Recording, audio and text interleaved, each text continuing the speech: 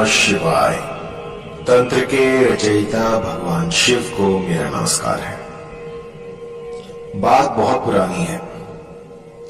एक बार रावण और इंद्र के बीच में युद्ध हुआ। उस समय रावण जो है वो इंद्र की शक्तियों से अनभिज्ञ था। तो रावण ने अपने जितने भी अस्त्र शस्त्र थे वो सारे चला लिए, लेकिन इंद्र को परास्त करने में वो असफल रहे, क्योंकि इंद्र के पास इंद्रजाल था। कुछ ऐसी माया थी जिसको कि रावण भी नहीं समझ पाया था। फिर रावण ने क्या किया, घोर तपस्या के बाद इस इंद्रजाल को जाना और इंद्रजाल में वर्णित इस मंत्र से कोई भी इस चंद्र वज्र वशीकरण से किसी को भी अपने अनुकूल किया जा सकता है। ये विद्या पहले सिर्फ इंद्र के पास थी और इसके बाद ये रावण ने सीखी। रावण से जो है ये धरा पर आई और इसके बाद जो है ये विद्या जो है हम सब तक पहुंच पाई।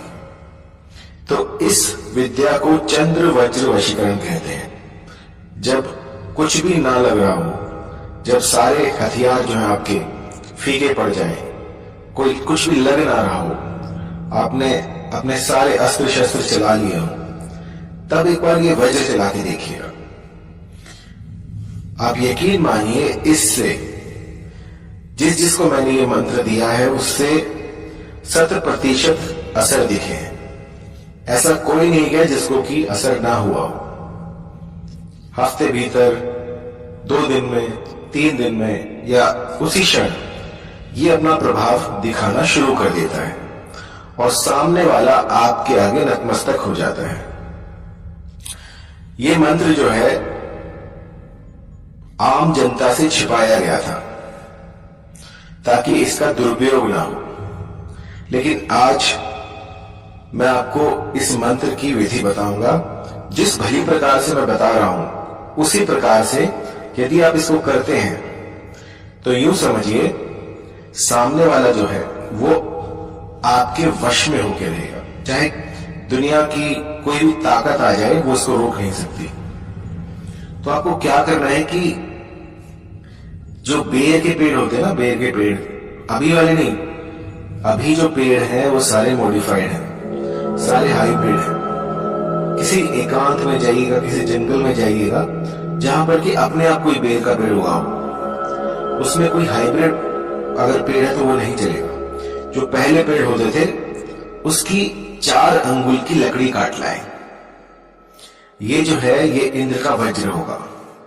तो अच्छे से देखकर, थोड़ी मोटी सी आपके हाथ में आ जाए, आप ऐसी एक बेर की लकड़ी काट लाए 4 अंगुल, और किसी भी ग्रहण काल में या फिर कोई भी ऐसा शुभ नक्षत्र हो, जैसे अभी होली आ रही है, आप होली पर इसको सिद्ध कर सकते हैं। तो होली पर आपको 1008 की संख्या में इस मंत्र से उस काष्ठ को एनर्जाइज कर लेना है। जब उसमें प्राण आ जाए, जब आप उसको अच्छी तरह से उसकी प्राण प्रतिष्ठा कर लें, तो उसके बाद इस काष्ठ को अपने मंदिर में रख दें या फिर कहीं पर अपने घर के किसी कोने में गाड़ दें। इस मंत्र को करते हुए आपने जिसका भी नाम लिया होगा, आप जिसको भी अपनी ओर आकर्षित करना चाह रहे थे, वो देखते ही देखते बड़ी सुगमता से आपके समीप आ जाएगा और बस आप ही के सुर में सुर मिलाएगा। ऐसा करना बहुत ही कठिन है, लेकिन जो विधि मैंने आपको बताई है इससे ये सब पॉसिबल हो सकता है। आप करके देखिएगा और जो कोई सबसे पहले इसको करेगा, मैं उसे जो मेरे गुप्त मंत्र हैं वो सारे दूंगा, क्योंकि हर किसी के बस की बात नहीं है। लेकिन जिस मेरे साधक ने ये सिद्ध कर ली और अपने प्यार को उसने अपने इस चंद्र वज्र से वश में कर लिया, मैं उसको एक ऐसा ज्ञान दूंगा जो कि इस धरा पर नहीं है, जो स्वर्ग से आया हुआ है। और जितनी जल्दी वो करेगा, जितना जल्दी आप करते हो, इसकी साधनाओं में जितना जल्दी आप इसको सटीक प्रकार से लगा पाते हो, उसको देखकर मैं आपको एक ऐसा ज्ञान दूंगा जिससे कि साधना के क्षेत्र में आप और आगे बढ़ पाएंगे। तो जो साधक होते हैं उनको एक बात हमेशा याद रखनी चाहिए कि बहुत सी ऐसी कठिनाइयां आती हैं, बहुत सी ऐसे पड़ाव आते हैं जहां पर कि आपका धैर्य जो है वो टूटने लगता है, लेकिन आपको अथक प्रयास करने हैं, अपने मनोबल को क्षीण नहीं होने देना। बस इस साधना में लगे रहिए, क्योंकि साधना जो है वो होता ही है तलवार की धार पर चलना। जितना आसानी से मैं बता देता हूं, इतना आसान बिल्कुल नहीं होगा। आप सोचिए, आप जा रहे हैं जंगल में और वहां से बेर का पेड़ ढूंढ रहे हैं। मैं बताऊं आपको 10 दिन में भी नहीं मिलेगा, लेकिन 1 दिन में भी मिल सकता है। आपने पहले कहीं देखा हो, वहां से आप ला सकते हैं। तो ये सब लक की बात भी है और आपकी मेहनत पर भी है, आप कितनी मेहनत करते हैं। तो इसका विधान जान लीजिए। सबसे पहले जब आप पेड़ के पास जाएं तो उन्हें दंडवत प्रणाम करें कि मैं इस इच्छित कार्य को पूरा करने के लिए आपकी एक लकड़ी ले जा रहा हूं, तो इससे आपको कष्ट होगा तो मुझे माफ कीजिएगा। और इसके बाद आप हाथ जोड़कर उनसे विनय करें और उनसे आज्ञा लेकर, अब वो पेड़ तो बोलेगा नहीं, लेकिन आप यूं समझिएगा कि आप उसके बाद ले सकते हैं। एक बार उन्हें बताएं और उसके बाद जो है लकड़ी ले लें। लकड़ी लाते समय आपको क्या करना है कि जब जंगल से बाहर आए तो ये सुनिश्चित करें कि आपके आसपास कोई ना हो, दूर दूर तक। अगर आप किसी के साथ भी गए हैं तो उसको बाहर ही छोड़ दें। जब आप लकड़ी ले रहे हो उस समय पर आपके साथ कोई ना हो। अब उस लकड़ी को आपने अच्छे से कांटे कुटे सारे वहीं पर ही छोड़कर अच्छे से साफ करके ले आना है। रास्ते में अगर कोई आवाज आए, पीछे से कोई बुलाए, आपका नाम कोई ले, तो आपको पीछे मुड़कर नहीं देखना है, क्योंकि यही वो समय है जब चीजें जो है वो आप पर हावी हो सकती हैं। इस समय पर यदि आप चुपचाप आगे बिना पीछे मुड़े देखें, क्योंकि यहाँ पर जितनी भी नकारात्मक ऊर्जाएं होंगी वो आपको रोकने का प्रयास करेंगी, तो आपको पीछे मुड़कर नहीं देखना है और चुपचाप, चाहे कोई आपका नाम बुलाए, चाहे कोई रोए, कुछ भी हो, तो आपको पीछे नहीं मुड़ के देखना है। चुपचाप अपने घर में आ जाए और उसके बाद पूर्वमुखी होकर इस मंत्र का 1008 की संख्या में आपको 21 दिनों तक जाप करना है। सबसे पहले जो है आपको कैसे भी करके इस मंत्र की 21,000 संख्या जो है वो पूरी करनी है। जाप करते रहिए, जाप करते रहिए। जब 21,000 हो जाएंगी तो ये सिद्ध हो जाएगा। मंत्र बड़ा छोटा सा है, कोई भी इसको याद कर सकता है। मंत्र है ओम माहेश्वर्य नमः। बड़ा छोटा सा है, आप इसको आराम से कर सकते हैं। 21,000 की संख्या में जब ये जाप आप करिए तभी ये सिद्ध होगा। मंत्र एक बार फिर से, ओम महेश्वर्य नमः। इसके बाद जब आप 21,000 इसकी संख्या को पूरा कर लें तो एक एकांत स्थान में जाएं, चाहे वो वन प्रदेश हो, चाहे नदी तट हो, चाहे कोई भी ऐसी जगह हो जहां पर कि दूर दूर तक कोई ना हो। इसको सिद्ध करने के लिए एकांत स्थान चाहिए।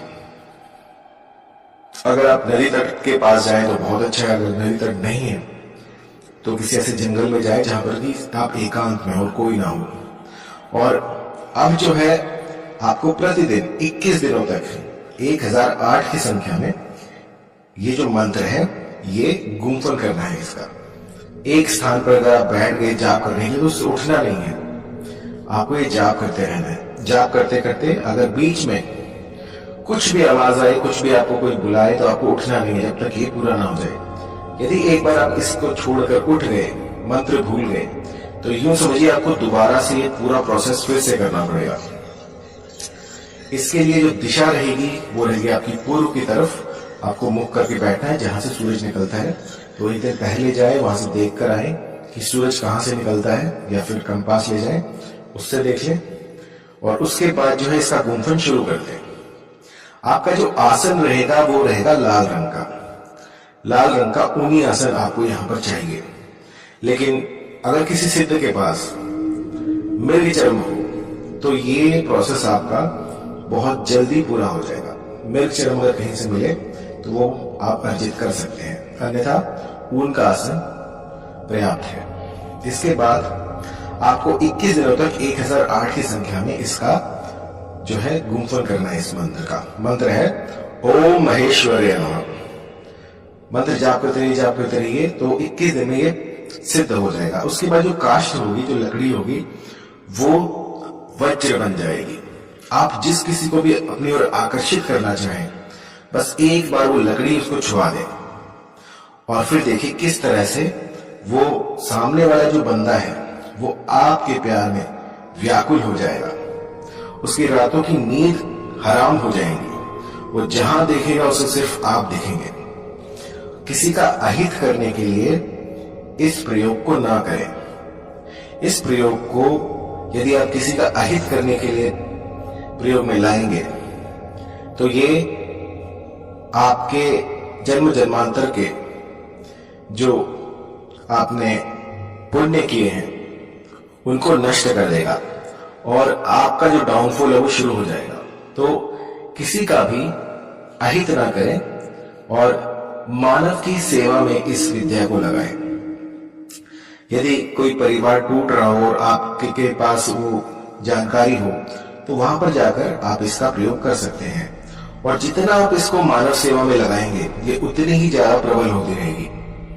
तो इस साधना में आपको मांस मदिरा का प्रयोग बिल्कुल नहीं करना है।